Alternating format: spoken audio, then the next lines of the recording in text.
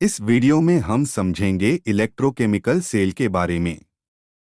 Electrochemical cell एक ऐसी device होती है जो केमिकल एनर्जी को इलेक्ट्रिकल एनर्जी में कन्वर्ट करती है। चलिए इलेक्ट्रोकेमिकल सेल को समझने के लिए एनिमेशन में दिखाए गए प्रोसेस को समझते हैं। एनिमेशन में हम देखते हैं कि दो बीकर को अलग अलग केमिकल सॉल्यूशन से भरा गया है। पहले बीकर में जिंक सल्फेट और दूसरे बीकर में कॉपर सल्फेट सॉल्यूशन है।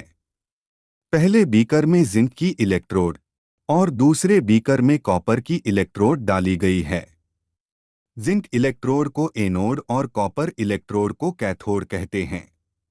साथ ही हम देखते हैं कि दोनों बीकर को कंडक्टिंग वायर से कनेक्ट किया गया है। ये कंडक्टिंग वायर दोनों बीकर को इलेक्ट्रिकली कनेक्ट करता है। कंडक्टिंग वायर के सीरीज में एक एमीटर लगाया गया है जो कि सर्किट के करंट को मेजर करेगा। दोनों बीकर को कंडक्टिंग मीडियम सॉल्ट ब्रिज से केमिकली कनेक्ट किया गया है। सॉल्ट ब्रिज एक यू शेप ट्यूब होती है जो कि इनर्ट इलेक्ट्रोलाइट जैसे पोटेशियम सल्फेट कंटेन करती है। इनर्ट इलेक्ट्रोलाइट वो केमिकल सब्सटेंस होते हैं जिसके आयन रेडॉक्स रिएक्शन में पार्ट नहीं लेते। चलिए अब समझते हैं कि ये इलेक्ट्रोकेमिकल सेल कैसे काम करता है। जिंक इलेक्ट्रोड पे जिंक मेटल ऑक्सीडाइज्ड होता है और दो इलेक्ट्रॉन लूज करता है। इलेक्ट्रॉन लूज करने पर Zn+2 आयन प्रोड्यूस होता है। जिंक मेटल से इलेक्ट्रॉन लूज होने के बाद वायर के थ्रू ट्रैवल करते हुए कॉपर इलेक्ट्रोड तक पहुंचते हैं।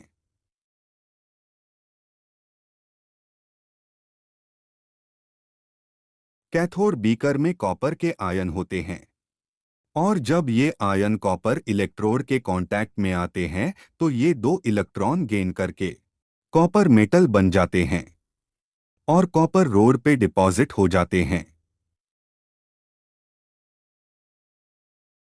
क्योंकि जिंक इलेक्ट्रोड से जिंक मेटल ऑक्सीडाइज हुआ है और जिंक आयन की फॉर्म में जिंक इलेक्ट्रोड से लिबरेट होता है, जिसकी वजह से जिंक इलेक्ट्रोड का साइज घटने लगता है।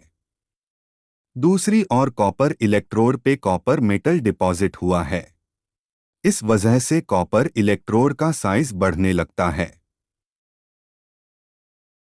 चलिए अब देखते हैं कि सॉल्ट ब्रिज कैसे काम करता है। सॉल्ट ब्रिज एनोड और कैथोड बीकर में चार्ज को बैलेंस करता है। ये चार्ज एनोड बीकर में जिंक आयन प्रोड्यूस होने और कैथोड बीकर में कॉपर आयन के मेटल बनने की वजह से बनता है। एनोड साइड जिंक आयन की वजह से पॉजिटिव चार्ज होता है। इस चार्ज को बैलेंस करने के लिए सॉल्ट ब्रिज से सल्फेट आयन एनोड बीकर में एंटर करता है।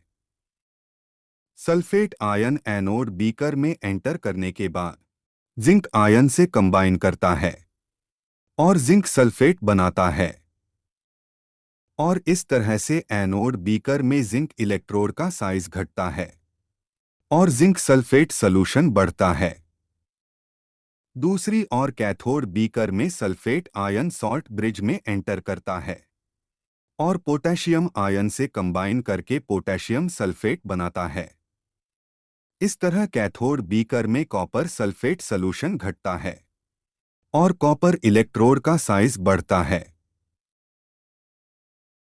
और इस तरह दोनों बीकर में चार्ज बैलेंस रहता है। इस प्रोसेस में इलेक्ट्रॉन एनोड से कैथोड की तरफ फ्लो करते हैं। इलेक्ट्रॉन फ्लो होने से सर्किट में करंट जनरेट होता है।